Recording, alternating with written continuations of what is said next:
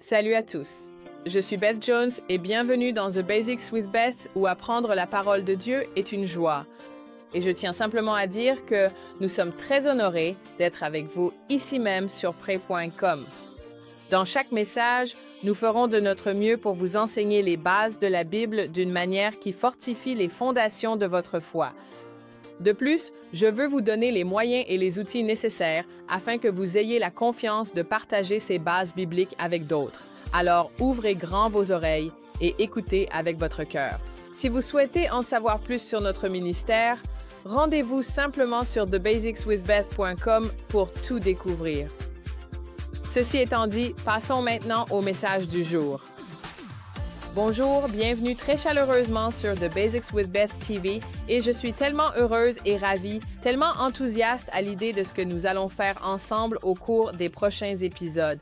Ensemble, nous allons nous approprier les bases de la Bible. Nous allons faire à l'ancienne, vraiment à l'ancienne. Nous allons faire un enseignement biblique pur et simple, ligne après ligne. Nous allons plonger dans la parole et vraiment enraciner nos vies dans les bases de ce que la Bible dit à notre sujet en tant que chrétiens, vivant cette vie chrétienne, cette aventure de la foi. Et donc, je veux vraiment vous encourager, je veux vous motiver parce que ça va être tellement amusant. Parlons de la façon dont nous allons procéder, d'accord? Je veux vous faire découvrir un livre que j'ai écrit il y a environ 30 ans. Il s'appelle « Saisir les fondamentaux » et ce livre a été utilisé par des milliers d'églises à travers le monde. Il a maintenant été traduit en plus de 17 langues et nous allons littéralement parcourir ensemble chaque chapitre pour bien saisir les bases. Maintenant, quelques mots à propos du livre. Premièrement, c'est un cahier d'exercices à compléter, ce qui en fait un excellent outil d'étude interactif et je vais l'enseigner ici dans notre programme avec vous. Si vous souhaitez un exemplaire du livre, ce n'est pas obligatoire ni nécessaire, mais je pense vraiment que cela vous serait bénéfique. Si vous en voulez un, vous pouvez le trouver sur thebasicswithbeth.tv en librairie locale ou sur un autre site en ligne. Vous pouvez vous procurer le livre et je vous encourage à le faire. Si vous parlez une autre langue, et c'est ce qui m'enthousiasme, le livre a été traduit au cours des 30 dernières années. Dieu a mis à cœur à certaines personnes de traduire le livre dans différentes langues, missionnaires ou personnes sur des bases militaires. Il voulait que le livre existe dans cette langue, peu importe où ils étaient stationnés ou en service. Aujourd'hui, le livre a été traduit en plus de 17 langues, mais le plus génial, c'est ceci. Nous avons demandé à chaque personne qui voulait le faire, quand ils demandèrent la permission, nous disions « Nous vous donnons la permission à 100%. Tout ce que nous demandons, c'est une copie PDF, une copie numérique pour la rendre disponible gratuitement, un téléchargement gratuit.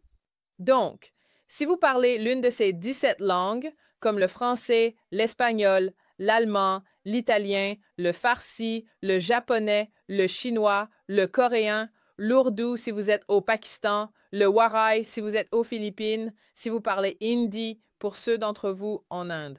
Comme je l'ai dit, plus de 17 langues. Le tchèque, le néerlandais, le vietnamien, le thaï, beaucoup de langues. Donc, je voulais simplement vous informer que si vous parlez ou lisez l'une de ces langues, ou si vous connaissez des personnes qui le font, allez, lançons ce mouvement mondial pour s'approprier les bases. Faisons-le ensemble, partout dans le monde, où que vous soyez en train de regarder l'émission. Connectez-vous à chaque diffusion de l'émission et faisons-le ensemble. Pour les outils, quels sont vos besoins? Voici ce qu'il vous faut. Vous avez besoin d'une Bible. Procurez-vous une bonne vieille Bible bien utilisée, une toute neuve, ou utilisez votre téléphone. Utilisez l'application Bible sur votre téléphone, mais il vous faut une Bible, un bloc-notes, un journal ou quelque chose pour prendre des notes. Notez les choses que Dieu commence à vous montrer, d'accord? Vous vous demandez quelle version de la Bible utiliser. Bien sûr, n'importe quelle version de la Bible conviendra, mais plus précisément, je pense que les meilleures versions pour l'étude, les versions d'étude de la Bible que nous utiliserons souvent seront la New King James, la New Living Translation, la Bible amplifiée et la King James.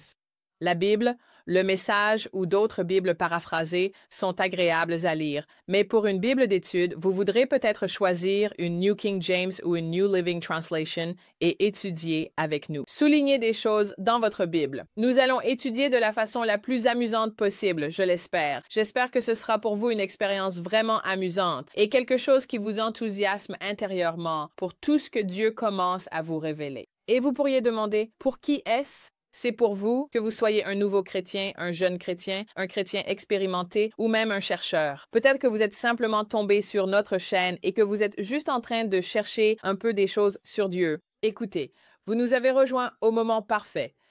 Nous allons prendre plusieurs semaines pour renforcer cette fondation et découvrir ce que dit la Bible. Que dit la Bible sur tant de sujets fondamentaux?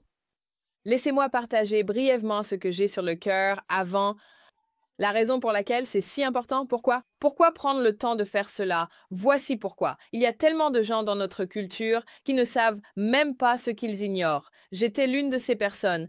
Peut-être que vous en faites partie et c'est comme « Wow, une fois que j'ai appris certaines choses, une fois que certains liens se sont faits, je me suis dit « Mon Dieu, je ne savais pas ce que j'ignorais. Je croyais savoir. Mais non, je ne savais pas ce que j'ignorais. » Et donc, les gens en ont soif. On le voit absolument partout. Les gens, aujourd'hui, ont vraiment soif d'une réalité qui ait du sens. Donnez-moi un processus systématique, étape par étape. Aidez-moi à comprendre la Bible d'une manière qui me parle. Parfois, j'en ai été coupable comme prédicateur. Parfois, je parle d'ici haut, mais je dois poser une base et rendre les choses claires pour que les gens comprennent ce que nous croyons et pourquoi. Pourquoi croyons-nous en la Bible? Que dit la Bible? Et nous allons laisser la Bible s'interpréter elle-même. En d'autres termes, ce n'est pas mon opinion, ce n'est pas la tienne, ce n'est pas celle d'un théologien. L'opinion la plus importante, c'est celle de Dieu. Alors, qu'est-ce qu'il nous a déjà révélé dans le livre? Dans la Bible? Et comment la Bible s'interprète-t-elle elle-même pour que, d'un coup, des ampoules s'allument, que nous ayons ces moments de révélation où tout à coup tout s'éclaire et nous comprenons, d'accord? Alors, je pense que la meilleure façon d'expliquer ce que nous allons faire, c'est de partager plusieurs métaphores avec vous, d'accord? Donc, imaginez notre expérience ensemble de cette façon. Prenons les athlètes comme exemple. Peut-être que vous avez fait du sport. Avez-vous fait du sport au lycée ou à l'université? Ou peut-être faites-vous encore du sport? Tout bon athlète, tout athlète professionnel connaît un grand secret. Et ce grand secret, c'est qu'ils reviennent toujours aux bases. Ils reviennent toujours en arrière et perfectionnent leurs compétences de base. Les joueurs de basket tirent toujours des lancers francs. Les golfeurs pratiquent sans cesse leur swing, s'assurant de bien maîtriser les fondamentaux. Et donc, en fait, il se trouve justement que j'ai un club de golf. Waouh, regardez ça! Voilà, ce club de golf, si vous le voyez, je le fais tourner, il a une prise unique. Il y a des années, mon mari et moi sommes allés à une école de golf. Nous aimons le golf, nous y sommes allés pour apprendre les bases. J'avais joué au golf depuis des années, mais nous voulions perfectionner nos compétences de base. Et savez-vous quelle est la première chose que le pro nous a demandé de faire? Il a dit « Montrez-moi votre prise ». C'est la première chose qu'il a dite. « Montrez-moi votre prise ». J'ai attrapé mon club de golf habituel, je l'ai pris et il a dit « Oui, votre prise est incorrecte ». Et j'ai pensé « Comment ma prise peut-elle être mauvaise? Je suis la dame qui maîtrise les bases. » Mais pour le golf, ma prise était complètement fausse. Il m'a donné ce club et vous ne pouvez probablement pas bien le voir, mais peut-être que vous pouvez voir. Ce club, je vais le mettre juste devant la caméra. Est-ce que vous voyez cette prise? Ça me semblait étrange, mais c'est la bonne prise. Et savez-vous que lorsque j'avais la bonne prise et que je frappais la balle de golf avec cette prise, la balle allait plus loin et plus droit que jamais dans toute mon expérience du golf? Bon, ce n'est pas que je sois une golfeuse incroyable. Je ne le suis pas, loin de là, mais wow, ça a vraiment amélioré mon swing. Quel était le secret? J'ai simplement adopté la bonne prise de base. J'ai compris les bases de la prise au golf. Donc, les athlètes le savent, tous les golfeurs le savent, tous les basketteurs le savent. Chaque athlète professionnel revient toujours aux fondamentaux. Quoi d'autre? Eh bien, parlons des bâtisseurs. Peut-être que vous êtes constructeur et que vous avez déjà construit une maison ou un autre type de bâtiment, donc vous savez que le secret d'une construction parfaite, c'est de bien poser les fondations. Si vous voulez que le reste du bâtiment s'élève correctement, vous savez qu'il faut poser de solides fondations, et cela prend du temps. Il faut excaver la terre, il faut déplacer des choses, il faut installer les conduits pour l'électricité, pour la plomberie.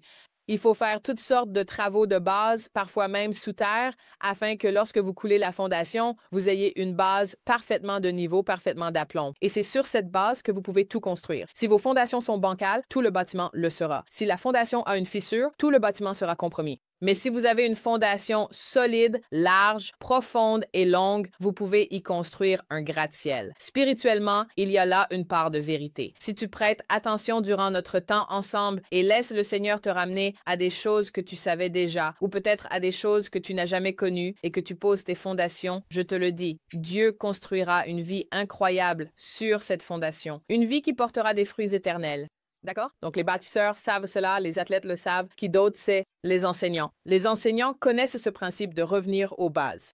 Et en fait, vous vous souvenez peut-être, pour ceux d'entre vous qui s'en rappellent, repensez à l'époque où vous étiez en maternelle, en CP ou en CE1, quand vous avez commencé à apprendre la phonétique. Aujourd'hui, il existe de nombreuses méthodes pour apprendre aux enfants à lire, mais à l'époque, nous devions apprendre cet alphabet, la phonétique, les méthodes, compétences et secrets de la lecture, tous liés à l'apprentissage de la phonétique. Si vous avez maîtrisé la phonétique en maternelle ou grande section, vous êtes sans doute un très bon lecteur aujourd'hui. Comme on dit, les lecteurs sont des leaders. Mais c'est pareil sur le plan spirituel, nous l'avons constaté souvent dans notre vie. Nous avons vu des personnes sauvées qui aiment le Seigneur, qui sont nées de nouveau. Jésus est le Seigneur de leur vie, mais qui n'ont jamais eu l'occasion de passer par les bases. Elles n'ont jamais eu l'occasion d'apprendre la phonétique spirituelle, ni de revenir en arrière ou d'avoir quelqu'un pour les aider à apprendre ces bases. Alors elles ont sauté la maternelle et la grande section spirituelle. Avant de s'en rendre compte, elles se retrouvent dans des cultes à écouter des prédications. Elles ne peuvent le dire à personne. Je ne sais pas, je ne comprends pas de quoi vous parlez, je ne connais pas certains de ces termes de base, je n'ai vraiment pas les bases. Et puis, elles luttent. Parfois, on se demande pourquoi les gens vivent cela. Peut-être que vous aussi, vous l'avez vécu. Je l'ai aussi vécu dans ma vie. Pourquoi vivons-nous cette vie chrétienne en montagne russe? Pourquoi sommes-nous parfois si inconstants? Souvent, c'est aussi simple que de devoir revenir aux bases, poser cette fondation, apprendre les bases spirituelles, réapprendre à tenir la bonne prise et simplement s'établir. Quel est un autre bon exemple? D'accord. Parlons d'un puzzle. Avez-vous déjà essayé de faire un puzzle? Vous avez un puzzle de 1000 pièces, la boîte devant vous, vous renversez toutes les pièces et mettez le couvercle de la boîte de côté. Si vous essayez d'assembler ce puzzle sans le couvercle, c'est difficile. Vous pouvez trouver les pièces des bords et les coins, mais vraiment, assembler ce puzzle est pratiquement impossible. C'est juste au petit bonheur la chance. Mais si vous avez le couvercle de la boîte, alors, si vous êtes patient, vous pouvez commencer à placer les coins, les bords, et le centre commence à se former. Ce que nous allons faire ensemble pour bien comprendre les bases, ce sera aussi simple que d'avoir le couvercle de la boîte. Vous allez commencer à voir à quoi est censé ressembler le couvercle de la boîte de cette vie chrétienne. À quoi cela est-il censé ressembler dans votre propre vie? Que signifie prier? Que signifie être capable d'entendre Dieu? Que signifie apprendre à connaître Dieu le Père, Dieu le Fils, Dieu le Saint-Esprit? Que signifie être rempli de l'Esprit? Que signifie vivre une vie chrétienne victorieuse et qu'est-ce que cela veut dire? Que signifie servir Dieu avec vos dons et vos talents? Que signifie vivre la vie en abondance? Je veux dire, toutes ces choses dont vous avez entendu parler par bribes, vous avez peut-être un morceau du puzzle ici, un morceau du puzzle là, mais comment tout cela s'assemble-t-il? À quoi est censé ressembler ce couvercle de la boîte, cette vie chrétienne?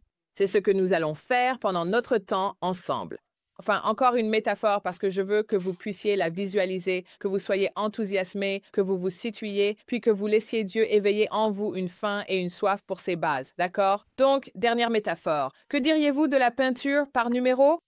Vous souvenez-vous d'avoir peint par numéro enfant? Vous vous rappelez avoir reçu un kit où il fallait peindre par numéro et relier les points? Au début, vous voyez des points sans savoir ce que vous alliez peindre. Ensuite, en passant du 1 au 2, puis au 3, au 4, au 6, au 7, au 8, au 10, au 12, vous commenciez à relier les points. Tout à coup, l'image devient nette et prend tout son sens. Les points se relient. C'est exactement ce qui va se passer ici, je vous le garantis. Si nous l'avons entendu une fois, nous l'avons entendu 1000 fois. Au cours des 30 dernières années, des gens nous ont dit, alors qu'ils assimilaient les bases, des choses comme « Oh là là, j'ai été chrétien toute ma vie et je n'ai jamais su certaines de ces choses. J'ai été à l'église toute ma vie, je pensais connaître la Bible, mais je n'ai jamais bien compris la rédemption. Je n'ai jamais vraiment compris ce que signifiait même le mot « salut ». Je n'ai jamais compris qu'il y avait 3 types de morts dans la Bible. Je ne connaissais pas la vraie définition du péché. Je vais vous en donner quelques-unes dans un instant pour vous mettre l'eau à la bouche. Mais quand ils commencent à comprendre ces choses, tout s'éclaire. et vous avez ces moments de révélation. Des ampoules s'allument, vous voyez les choses autrement, cela vous enthousiasme. Franchement, si tu te dis « Ma vie chrétienne est dans la routine, je ne suis pas motivé à lire ma Bible m'ennuie, ma vie chrétienne m'ennuie un peu ». Si tu t'ennuies dans ta vie chrétienne et que tu es un peu dans la routine, surtout ne rate aucun épisode parce que ça va vraiment te redonner de l'élan. Ça va te ramener à ton premier amour pour le Seigneur, à ton premier amour pour le Seigneur et pour sa parole. Et si tu n'as pas lu ta Bible depuis longtemps, ou si ce ne sont plus que des mots sur des pages, que ça ne te parle plus, écoute, Dieu veut raviver cela. Il veut rallumer la flamme en toi, que tes racines s'enfoncent profondément, que tes fondations se solidifient et que tout commence à s'éclairer, d'accord? Alors je veux simplement t'encourager et t'enthousiasmer pour ce que nous allons faire ensemble. Je voudrais encore mentionner quelques points sur à qui cela s'adresse. J'ai dit que c'est pour les chercheurs, nouveaux chrétiens, jeunes chrétiens, chrétiens expérimentés, car vous, chrétiens expérimentés, écoutez, il est temps. Il est temps pour vous d'aider d'autres personnes à s'approprier les bases. Je veux vous encourager et vous équiper pendant notre temps ensemble pour que vous puissiez aider quelqu'un d'autre, un nouveau chrétien ou un chrétien débutant, à s'établir dans ces bases. Je veux aussi tous vous encourager. Invitez quelqu'un à se joindre à vous. Pourquoi pas vos enfants? Pourquoi pas vos petits-enfants ou vous étudiants à l'université? Cherchez d'autres étudiants dans la fraternité ou à l'étage du dortoir. Faites-les participer avec vous et vos collègues de travail. Maman au foyer, invitez quelques voisines. Rassemblons quelques personnes avec nous et faisons cela ensemble.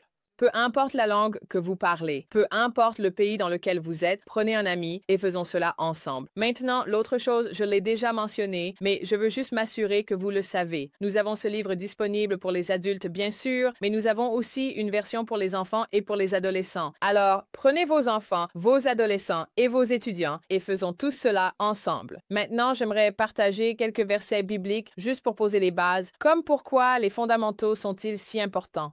J'aime Colossiens 1, 28, 29.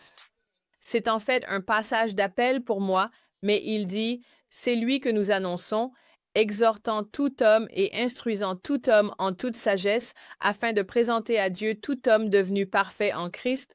C'est à cela que je travaille, en combattant avec sa force qui agit puissamment en moi. » Eh bien, c'est tout l'esprit qui m'anime, mais ce que j'aime dans ce passage particulier de la Bible, The Message, c'est qu'il dit ceci. Il parle de lui que nous prêchons, Christ que nous prêchons, Christ rien de plus, rien de moins.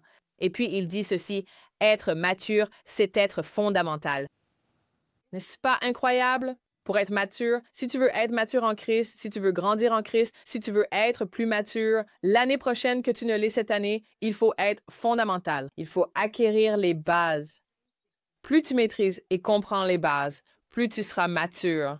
Tu seras en constante progression et croissance dans ta foi. Maintenant, dans le livre des Hébreux, j'y ai fait allusion, mais dans les chapitres 5 et 6 du livre des Hébreux, il est dit ceci. Au chapitre 5, il est dit « Certains d'entre vous, chrétiens expérimentés, à ce stade, devriez enseigner les autres. À ce point de votre vie chrétienne, vous devriez être prêts à enseigner les autres. Beaucoup d'entre vous qui regardez ceci, vous êtes prêts. Tu es vraiment prêt. Tu en sais bien plus que tu ne le penses. Tu en sais plus que quelqu'un qui ne sait rien. Tu marches avec le Seigneur depuis toutes ces années et tu dois devenir un faiseur de disciples. Tu dois faire ce que Jésus a dit, allez dans le monde entier et faites des disciples. Et je crois que notre temps ensemble va t'aider. Cela va t'équiper et te former afin que tu puisses faire des disciples. Qu'est-ce que ça veut dire au juste? Cela veut dire former des apprenants, faire des disciples du Christ. Et si tu ne sais pas ce que tu ne sais pas, c'est difficile à faire. Mais grâce à notre temps ensemble, tu sauras ce que tu sais. Tu vas apprendre les bases de la Bible pour les transmettre à d'autres et aider à faire des disciples. Tu vas adorer. Je pense que ça va être très épanouissant pour toi. C'est ce que dit l'Épître aux Hébreux, n'est-ce pas? Hébreux 5. À ce stade, certains d'entre vous devraient être des enseignants. Et puis, dans Hébreux 6, 1, 5 environ, il est dit quelque chose comme « Et nous ne devrions pas avoir à poser de nouveau le fondement de ces principes de base. » Et ensuite, il énumère, certains des principes théologiques fondamentaux de notre foi. Mais c'est intéressant, il est dit que nous ne devrions pas reposer le fondement. Eh bien, c'est vrai, mais voici le problème. Si le fondement n'a jamais été posé au départ, alors nous devons le poser pour la première fois et nous devons le renforcer. Donc, il dit simplement, assurez-vous d'avoir un fondement solide. Construisez dessus, mais veillons à bien le poser. Posons ce fondement. Et c'est ce que nous allons faire ensemble. Et encore une fois, une partie de cela vous sera familière, mais une autre partie ne le sera pas. Certaines choses seront de véritables révélations, des moments où tout s'éclaire, et nous allons renforcer votre fondation pour que vous n'ayez plus à toujours recommencer avec les bases encore et encore. Vous serez alors en mesure d'aider quelqu'un d'autre à acquérir les bases, d'accord? C'est clair? Vous avez compris? Très bien. Laissez-moi conclure avec quelques analogies. Encore une fois, ce sont des choses que l'on suppose parfois acquises par tout le monde, mais il s'avère que ce n'est pas le cas, et j'ai mentionné certaines définitions. Comme la définition de l'expression vie éternelle qui est utilisée encore et encore dans la Bible et qui dit que grâce à Jésus, nous avons reçu la vie éternelle. Nous sommes passés, d'accord, écoutez bien ceci. Si Jésus est le Seigneur de votre vie, dans Jean chapitre 5, Jésus a dit que parce que vous avez cru en lui, vous êtes passés de la mort à la vie et que maintenant vous avez la vie éternelle. Mais qu'est-ce que cela signifie vraiment, avoir la vie éternelle? Que veut dire la vie éternelle? Normalement, on pense que la vie éternelle signifie que lorsque je mourrai, j'irai au paradis, qu'un jour, je passerai l'éternité avec Dieu au ciel. Et c'est vrai, c'est la définition quantitative de la vie éternelle, vivre pour toujours. Mais saviez-vous qu'à partir du moment où vous acceptez le Christ, disons que vous avez 20 ans et que vous acceptez le Christ, et supposons que vous ne mourriez pas et n'alliez pas auprès du Seigneur avant d'avoir 80 ans. Vous avez 20 ans, mais vous allez vivre ces 60 années. 60 ans à passer sur Terre. Qu'en est-il de cette partie de votre vie? Qu'en est-il de ce morceau de territoire pendant que vous vivez sur Terre? Que se passe-t-il ici? Dieu veut que vous expérimentiez la vie éternelle ici aussi, car en réalité, la définition de la vie éternelle est à la fois qualitative et quantitative. C'est la vie selon Dieu. Quand pouvez-vous expérimenter la vie éternelle? Quand cela commence-t-il? Après la mort, au ciel? C'est ce que beaucoup pensent, mais en réalité, la vérité biblique, la vérité fondamentale, c'est que vous êtes déjà passé. Dès que vous acceptez Jésus comme Seigneur, vous entrez alors dans la vie éternelle. Vous commencez la vie éternelle à cet instant. Vous avez maintenant ces 60 années sur Terre pour profiter et expérimenter la partie qualitative de la vie éternelle, ce que Jésus appelait la vie en abondance. Un jour, bien sûr, nous mourrons tous et irons auprès du Seigneur pour vivre éternellement dans la dimension quantitative de la vie éternelle. Cela a du sens? Vous me suivez? C'est basique, mais c'est une distinction vraiment importante et ce principe va déjà vous aider à vous dire « Wow, Dieu a plus pour moi ici. Dieu a une vie abondante pour moi ici. » Tout au long de notre temps ensemble, alors que nous allons assimiler les bases, c'est de cela que nous parlerons. Le paradis et l'au-delà seront incroyables, mais nous sommes tous ici maintenant. Alors comment vivons-nous cette vie chrétienne? Au niveau le plus fondamental, c'est de cela que nous parlerons.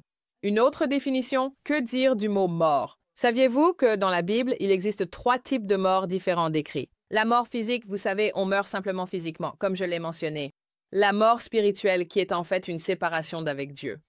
Vous êtes encore en vie, mais vous êtes séparés de Dieu. Et puis, il y a la seconde mort, après le jugement final, le grand trône blanc dont la Bible parle dans l'Apocalypse 20.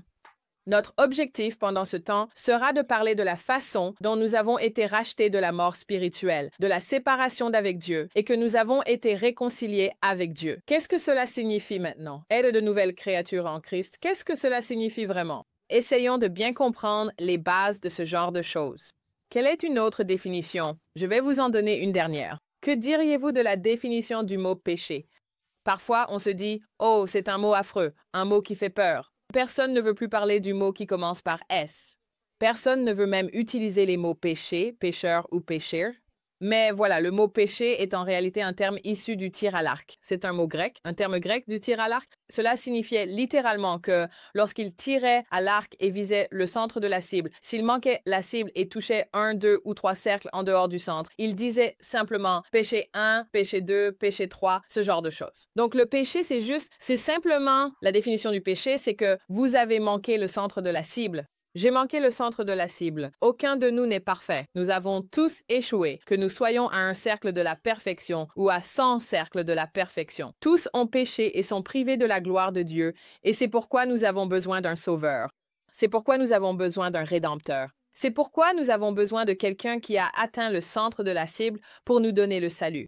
Nous allons aborder tout cela dans les semaines à venir, mais je voulais juste que vous saisissiez l'esprit de ce dans quoi nous allons nous engager. Ce sera basique, c'est certain, mais ce sera la Bible et ce sera amusant. Vous serez équipés, fortifiés et vos racines s'enfonceront profondément en Dieu et dans sa parole. Donc, avec tout cela dit, la dernière chose est la suivante. Si vous souhaitez faire partie de ce groupe mondial et participer à un petit groupe virtuel, nous allons lancer toutes sortes de petits groupes partout sur la planète où vous pourrez être accompagnés pendant que nous traverserons cela ensemble. Vous pouvez être accompagné par quelqu'un formé et équipé, et nous aimerions vous intégrer dans un petit groupe de 10 à 15 personnes où vous recevrez une attention personnalisée, pourrez poser des questions et vraiment sentir que « Wow, quelqu'un m'aide dans ma foi ». Nous serions ravis de le faire pour vous, alors si vous souhaitez en faire partie, allez sur tbasicswithbeth.tv. Inscrivez-vous et nous vous donnerons toutes les infos pour participer, c'est quelque chose que nous faisons partout dans le monde. C'est gratuit, vous pouvez simplement rejoindre un petit groupe et assimiler les bases. Alors soyez motivés, tout le monde. Nous allons vraiment nous amuser en parcourant les bases dans les semaines à venir. J'ai hâte. J'ai vraiment hâte de vous retrouver dans notre prochain épisode. Nous allons commencer à maîtriser les bases. Merci beaucoup d'avoir écouté le message d'aujourd'hui. J'espère que cela vous a encouragé. N'oubliez pas d'appuyer sur le bouton suivre pour pouvoir profiter de tous les fondamentaux bibliques tout au long de la semaine et rester encouragé dans votre foi. Et n'oubliez pas de partager ces messages avec vos amis. Si vous souhaitez obtenir plus d'informations sur notre ministère, vous pouvez toujours aller sur tbasicswithbeth.com. C'est tbasicswithbeth.com. Ce fut un plaisir d'être avec vous et j'ai hâte de vous retrouver la prochaine fois ici même sur pray.com.